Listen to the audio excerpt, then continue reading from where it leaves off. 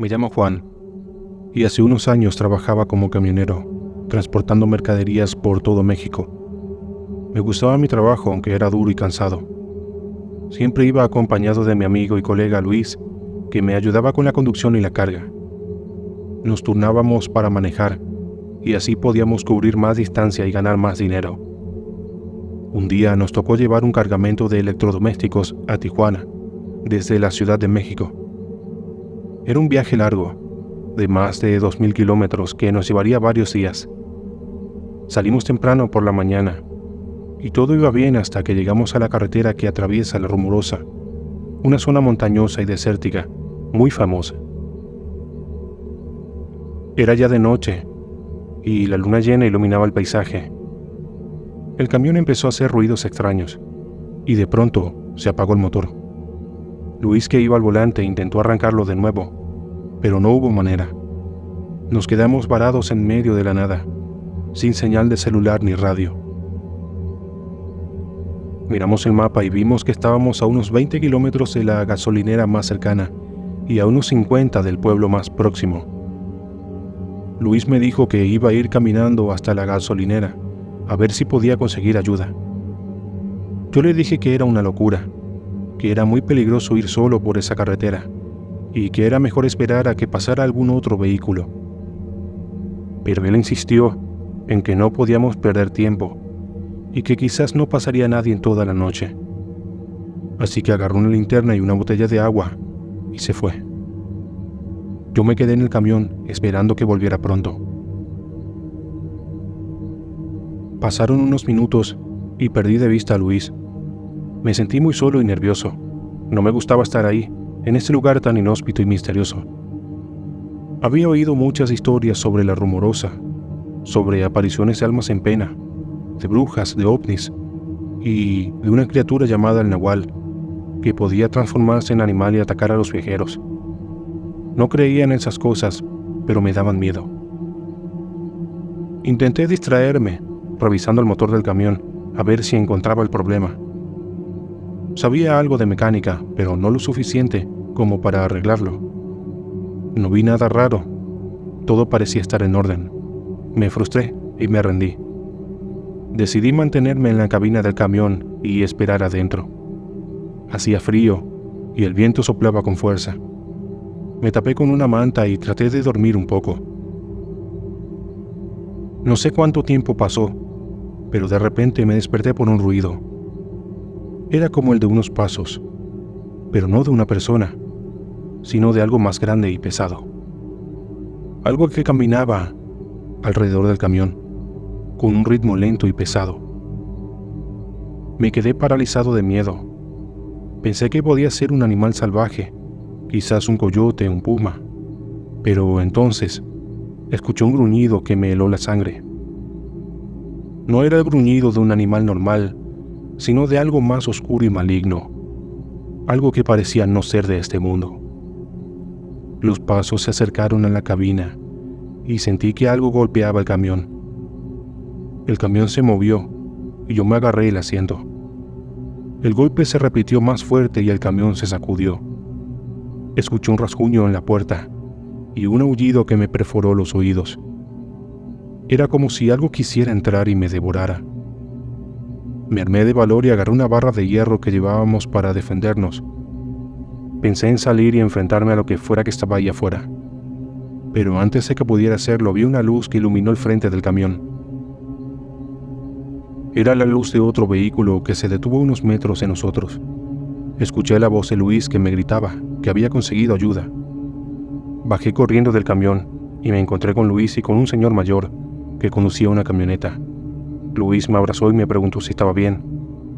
Yo le pregunté si no había visto nada afuera, si no había oído los pasos, golpes o gruñidos. Él me miró extrañado y me dijo que no había visto ni oído nada. Solo había visto el camión parado y había venido a ver. El señor mayor nos dijo que nos subiéramos a su camioneta, que nos llevaría al pueblo más cercano, donde había un taller mecánico. Nos dijo que ya había llamado a la empresa para informar de lo ocurrido y que ellos mandarían a alguien por el camión al día siguiente. Nos subimos a la camioneta y nos alejamos de ahí. Ya en el camino, el señor mayor nos dijo que habíamos tenido mucha suerte, que era muy peligroso quedarse en esa carretera de noche. Nos dijo que él conocía bien la zona y que había muchas historias de gente que habían desaparecido o que había sido atacada por algo que no podían explicar. Nos dijo que él creía que era el nahual, una criatura que podía tomar la forma de cualquier animal y que se alimentaba de la sangre y la carne de los humanos.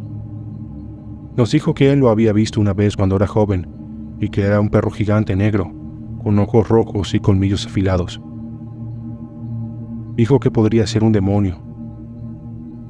Yo no sabía qué pensar, no sabía si creerlo o no, si lo que había yo sentido era real o solo producto de mi imaginación, pero lo que sí sabía era que nunca olvidaría el terror que me había invadido esa noche, al escuchar esas pisadas tan fuertes y pesadas que rodeaban el camión. Solo agradecía que Luis y el señor mayor hubieran llegado a tiempo y que me hubieran salvado de una muerte segura. Después de lo ocurrido, no volví a trabajar como camionero y menos de noche, y nunca más volví a pasar por La Rumorosa.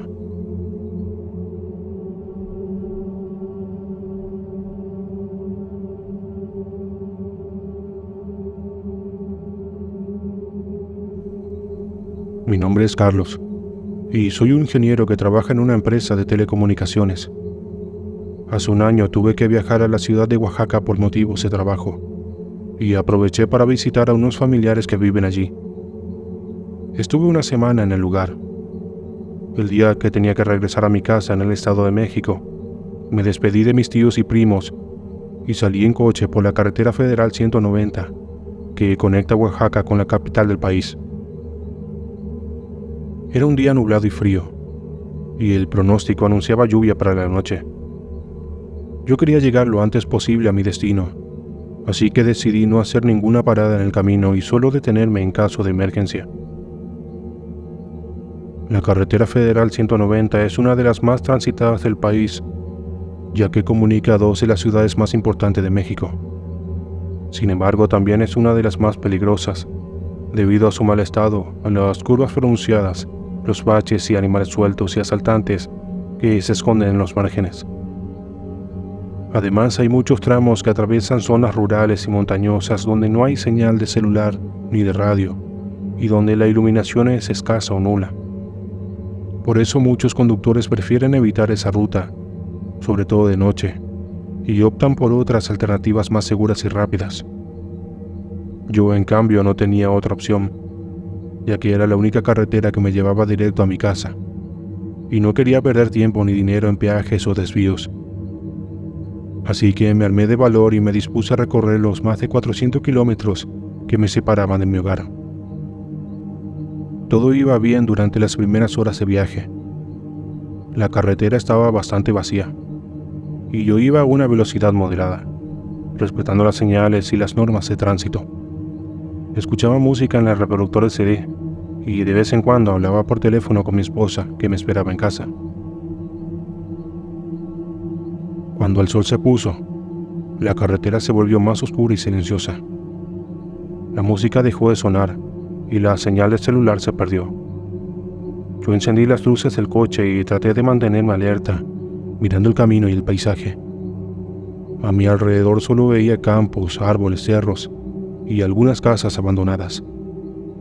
No había ningún otro vehículo a la vista, ni ninguna señal de vida humana. Me sentía solo y aislado, como si fuera el único habitante de ese mundo. Entonces empezó a llover. Al principio eran solo unas gotas, pero luego se convirtió en un aguacero. El agua caía con fuerza sobre el parabrisas, y el limpiaparabrisas no daba abasto. La visibilidad se redujo y el asfalto se volvió resbaladizo, así que tuve que reducir la velocidad y me aferré al volante, tratando de no perder el control del coche. La lluvia era tan fuerte que apenas podía oír el motor o mis propios pensamientos. Fue entonces cuando divisé algo. Estaba a unos metros en una curva en el tramo recto de esa ruta, cuando vi a un hombre que iba caminando por la banquina. Era un anciano, quizás de 70 años, que vestía un sombrero, una camisa pantalones y unas botas de cuero. Llevaba una mochila en la espalda y una vara en la mano. Iba en la misma dirección que yo y no parecía importarle la lluvia ni el frío. Solo caminaba, con la cabeza mirando el piso. Yo lo miré con curiosidad y me pregunté qué hacía ese hombre ahí a esa hora en ese lugar. Pensé en ofrecerle un aventón, pero luego recordé las historias de terror que había oído sobre esa ruta y me arrepentí. Quizás podría ser un asaltante o tal vez era una trampa, así que seguí de largo y lo pasé sin detenerme. Al mirar por el retrovisor ya no estaba. Fueron milésimas de segundos. Era imposible que se perdiera. No había ningún lugar donde esconderse, ni ninguna salida donde escapar. Me pregunté si lo había imaginado, tal vez estaba cansado o estresado. Así que pensé en no darle importancia y seguí adelante. Pero algo más pasó. Cuando salí de la curva y entré en otro tramo recto de la carretera, lo vi de nuevo. Pero esta vez iba en sentido contrario. Era el mismo hombre, con la misma vestimenta. No me miró, ni me saludó, ni me hizo ningún gesto. Solo caminaba, como si nada. Yo no lo podía creer. A todo esto, eran pasadas las 2:30 de la mañana de un día de semana.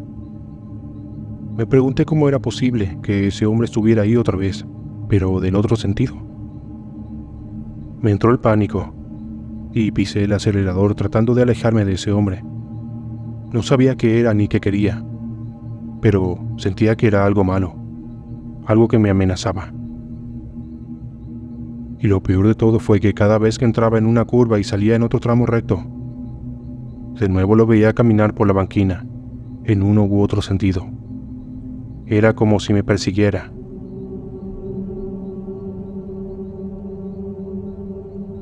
Así estuve durante lo que me pareció una eternidad, hasta que llegué a un pueblo llamado Tlacolula. Allí había una gasolinera, una tienda y algunas casas. También había una patrulla de la policía que estaba estacionada frente a la gasolinera. Al verla sentí un alivio y pensé que tal vez podría pedir ayuda, o al menos contar lo que me había pasado. Al acercarme a la patrulla, vi que había 2 policías dentro, así que me detuve a contarles lo que había pasado. Lo que más me intrigó fue que para ellos no fue una sorpresa. Me habían dicho que no era el primero que encontraba a ese hombre por la carretera.